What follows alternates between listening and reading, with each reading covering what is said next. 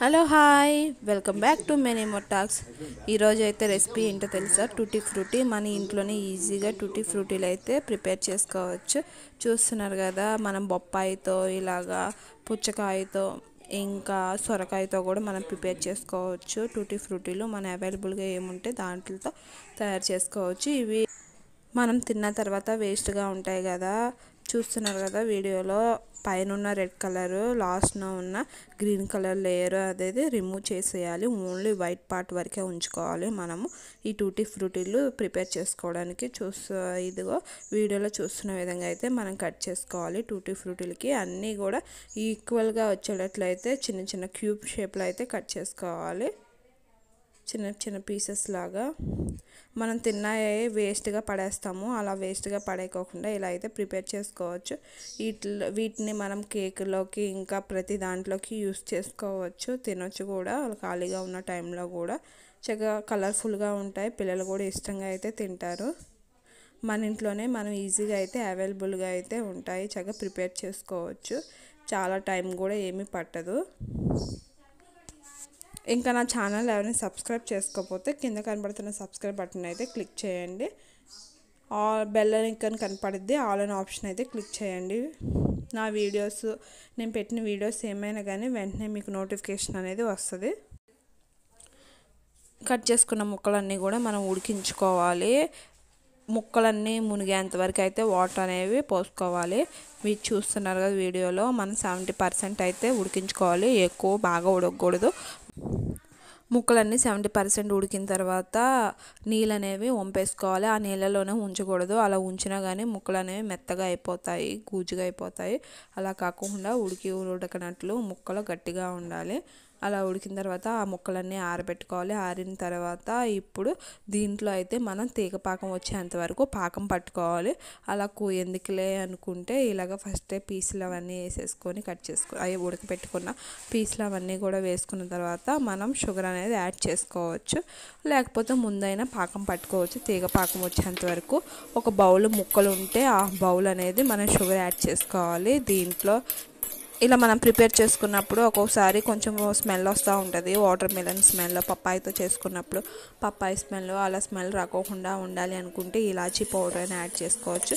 లేకపోతే మీకు అవైలబుల్గా ఉంటే వెనిలా ఎసెన్స్ అయినా యాడ్ చేసుకుంటే కొంచెం టేస్ట్ అనేది మారిద్ది. ఇప్పుడు చూస్తున్నారు కదా వీడియోలో, ఇవన్నీ అయితే ఒక బౌల్లో అయితే తీసుకుంటున్నాను.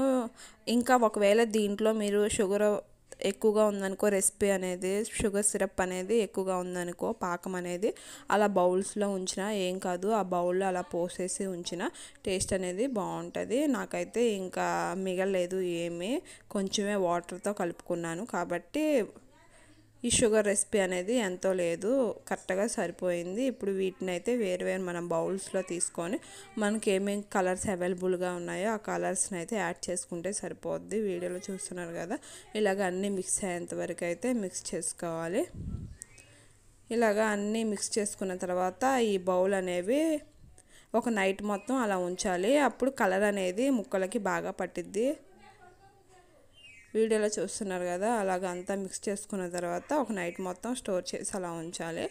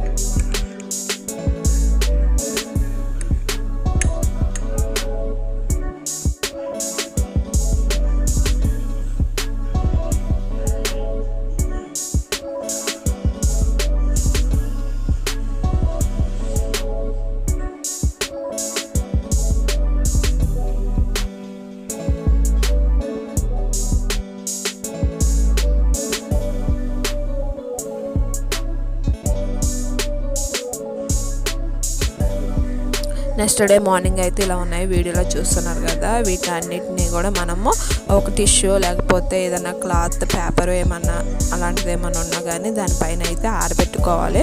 అట్లని ఎండలో పెట్టకూడదు, ఎండలో పెడితే ముడిచిపోతాయి కాబట్టి ఎండలో పెట్టకూడదు. ఓన్లీ ఇంట్లో ఉన్న క్లైమేట్లోనే ఉంచాలి మనము. ఆరిపోయిన తర్వాత చూడండి ఎలా ఉన్నాయో, మొత్తం తడి మొత్తం ఆరిపోయేంత వరకు అయితే ఉంచాలి, కలరు చేతికి అంటుకోకుండా ఉన్నంత వరకు. టూటీ ఫ్రూటీలు అయితే మన ఇంట్లో ఉన్న వాటితోనే, వేస్ట్గా ఉన్న వాటితోనే ఈజీగా అయితే మనం ప్రిపేర్ చేసుకోవచ్చు. వీటిని చక్కగా పిల్లలు కూడా ఇష్టంగా తింటారు. వీటిని మనం ఫ్రిడ్జ్లో ఒక 6 months వరకు స్టోర్ చేసుకోవచ్చు. మనం టేస్ట్గా కూడా ఉంటాయి, ప్రతి దాంట్లో కూడా యూస్ చేసుకోవచ్చు. మా వీడియో నచ్చినట్లయితే లైక్ చేయండి, షేర్ చేయండి, సబ్స్క్రైబ్ చేయండి. Thank you for watching.